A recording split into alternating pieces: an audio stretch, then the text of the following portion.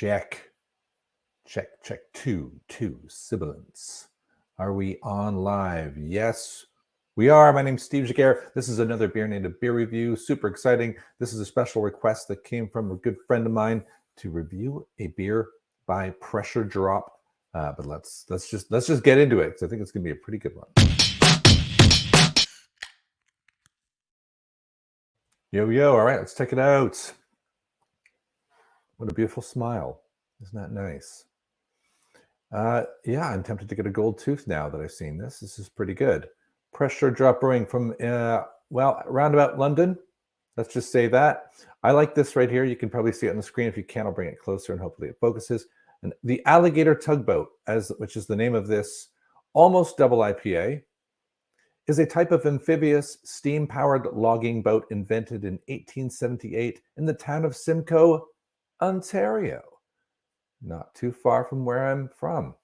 I like that they give credit to the label art from the legendary Sweet Tooth, which actually is pretty awesome. So this is winning basically on a lot of counts right now.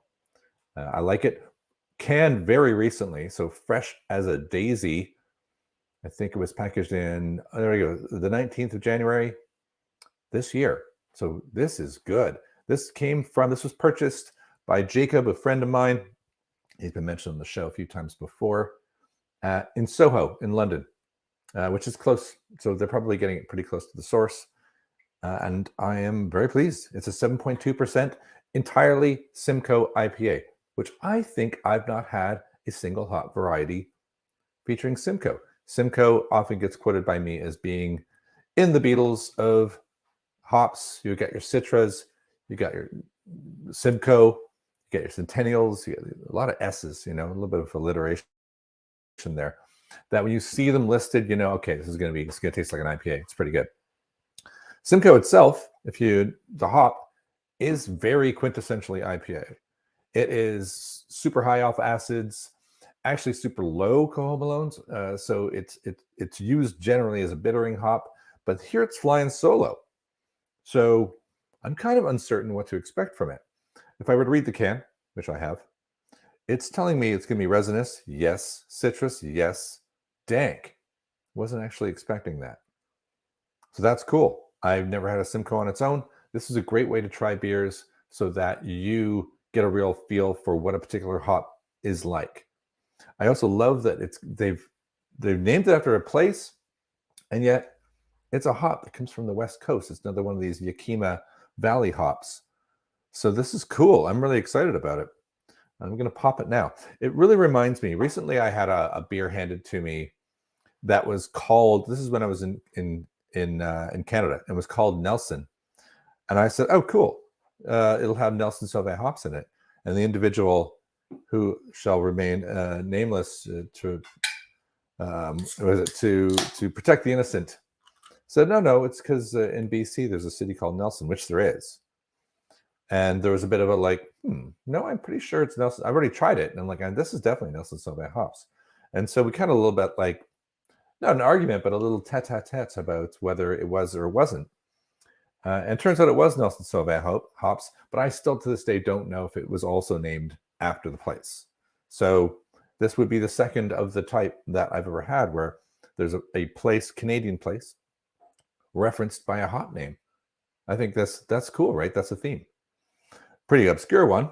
If you know of any hops, any cities anywhere called Equinaut or Citraville, leave a comment down below. That'd be a weird show if we could find more of those. I have a whiskey glass I'm using for tasting today. Pour it out. Very, very clear. Super West Coasty. No haze whatsoever. Awesome. I tried to get a nice little head on it. Popped it nice. It looks amazing, right? Look at that. Woo! It looks like a little drop of pressure. We'll learn a little bit more about Pressure Drop in a moment, and also the city of Simcoe, of which I know nothing about. I think it's near Toronto. Who knows? It smells like shoes that I have worn a long time. This is sometimes not a good first impression. It's just an interesting combination of dank and malt. They didn't ease off on the malt, which is, I think, pretty good. Let's give this another go. I think I glitched there. I've been struggling with, I need a better laptop just to do beer videos, which is hard to justify. Hard to justify, gotta admit. All right, let's try this again.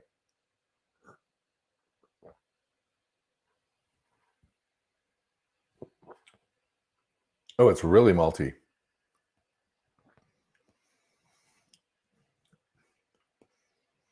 Wow, okay. It's really malty, but it's a little bit of candy floss on the end. I'm not actually a big fan of candy floss. Nevertheless, I got a little bit of candy floss in the end. Let's give it one more go here. Oh, wait. Okay.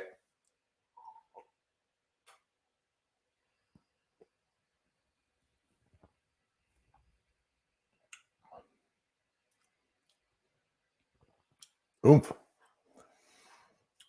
Immediate conclusion. I know someone who would love this beer. And that person who loves this beer is not me. It's pretty good, but it's really got a malt, almost a really, I would say if somebody told me this was a really high-end hoppy lager, I'd be like, damn, it's good. But it isn't. It is not at all. It's saying it's an IPA. And I don't think it tastes like an IPA at all. How interesting. Maybe that's just what Simcoe is. Simcoe is there to be the Ringo Starr, just happy to be part of the IPA mix, providing that definitely bitter backbone, very minimal citrus, kind of off-color dank that I think I will still say tastes and smells a little bit like shoes or maybe a very unique cheese. And after that, it's just gone. It's good. I like the experiment. I love the reference, but I don't think I would buy it again, which is kind of unfortunate because I was really excited. Pressure Drop is a great brewery. And actually, let's just dive into that. Pressure Drop, these guys here, they have a lot of cool beers. Look at that. There's a bunny. They don't have any. Founded by a couple of individuals here not too long ago out of a garage. It's a real good success story. And I'm a little bit jealous of it. I'd love to be able to start my own brewery like this. Not to be confused for those North Americans who are thinking about Simcoe references with this Pressure Drop. This is another Pressure Drop, obviously out of Buffalo, New York. There's allowed to be 2 Pressure Drops, but if it were me, I'd be a little frustrated that there was 2. Because when you search for Pressure Drop, you actually get these. Even though I'm searching from England, this came up first. So, cool. So Pressure Drop, go check them out. I have had Pressure Drop beers before, and they were really good. So it's kind of like, I realize I'm drinking an experiment, and I feel it's very fruitful, but my conclusion is that I don't think I'm going to buy another Simcoe single hop varieties. For those of you curious about the other Simcoe, Simcoe, Ontario, not to be confused with Simcoe County, another place I didn't know existed. An unincorporated community. How weird. Home of the Alligator Tugboat. I wonder if that's even mentioned. How would you even know?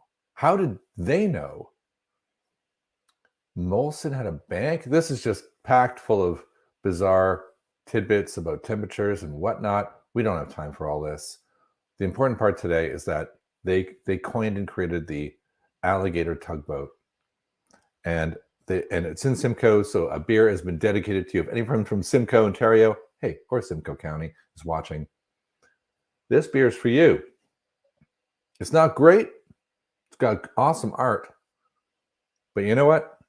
If somebody created a Steve Jagera beer and it was just for me and it tasted like this, I'd be like, I got a beer named after me. That would rock. So there we go. If you like hoppy lagers, go grab some Alligator Tugboat. It's a nice malty, kind of a constant bitter, a little bit of cheese in there, a little bit of shoey kind of smell, slight dank. And it's okay. It's just not to my taste. I think I've had better. I probably will now seek out one dedicated Simcoe if I can find it, just to compare notes. But I think going forward, it's not going to be my cup of tea. But hey, all can't be winners. It's not like I'm not going to drink the rest of it, though. It's not that bad.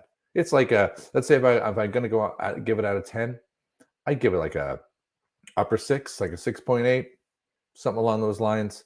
It's in the 3s on tap. It's just not, you don't seek those out.